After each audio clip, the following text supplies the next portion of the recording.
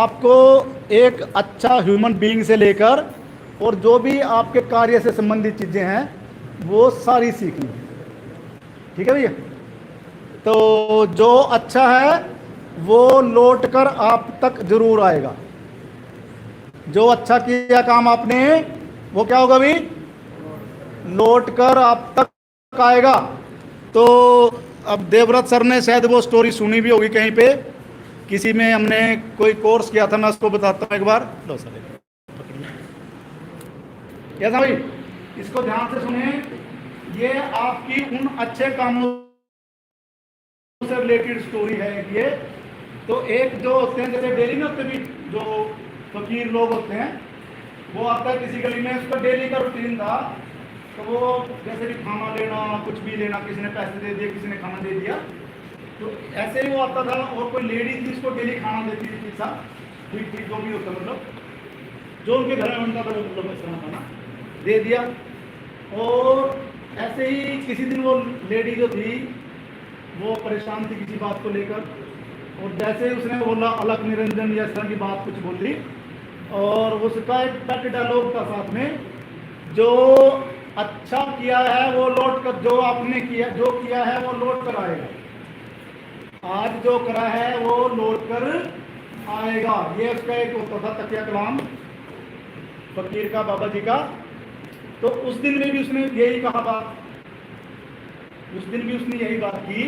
पर वो उस दिन जो लेडी थी उसका जो माइंड था वो अपसेट था काफी सारा, ड्यू टू सम रीजन।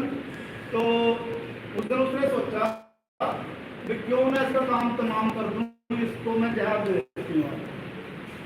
तो वो जो चूहे मारने की दवाई थी वो सोचते उसके विचार आता है मन में कि रोटी में रख के इसको दे देती हूँ, सब्जी में मिला के दे देती हूँ। फिर उसके अंदर की जो अच्छाई थी वो जागी। एक अच्छाई होती है ना हर एक आत्मा के अंदर, हर एक के अंदर कुछ जो गुण है वो अच्छे गुण है, वो कभी नहीं दबते, वो अच्छाई जीत भी रही हो गई। एक थॉट तो आया उसके मन में, एक विचार आया खराब विचार कि भैया इसकी कहानी में खत्म करती हूँ, कल से ना ये होगा ना ये बात करेगा, क्योंकि वो माइंड थोड़ा सा उसका अपसेट था, that may be the reason. तो जैसे ही वो आया उसने वो देने की कोशिश करी उसको, उसका ध्यान आया कि नहीं ये अच्छा काम नहीं है, ये नहीं करती। उसने उसको जो 2 सूखी रोटी थी ना, ज़्यादा ही सूखी थी, वो उसको दे दी।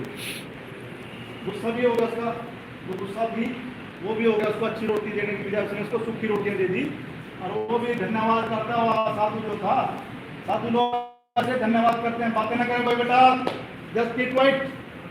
तो वो रोटी लेकर चला गया।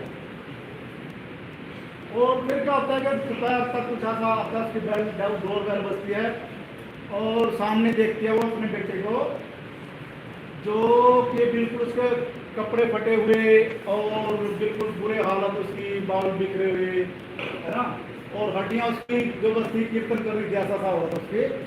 तो वो आता बच्चा बैल बजाता है तो उसको देख के वो खुश हो जाते हैं एकदम से कि भी मेरा बेटा। वो परेशान भी इसलिए थी, उसका बेटा काफ़ी दिनों से बाहर गया हुआ था जो नहीं आया था। तो उससे बातचीत करती है वो कि बेटा ये कैसे हुआ, इस तरह से सारी स्टोरी सुनाता है। तो फिर वो सुनाता है कि मेरे को तो मेरी तो जान बच गई। एक फकीर आया था, उसने मुझे 2 सूखी रोटियां दी और साथ में पानी पिलाया। मैं तो रेगिस्तान में पड़ा हुआ था, बस मैं मर गया था। तो उस फकीर ने उसकी जान बचा ली, और उस फकीर की वजह से मैं घर तक पहुंच पाया हूँ। तो इसमें क्रिटिकली एनालाइज करोगे, अगर उसने वो जो चूहे मारने की दवाई उसको रोटी में दी होती तो वो रोटी किसने खानी थी? उसके बेटे ने खानी थी। तो क्या वो घर आता?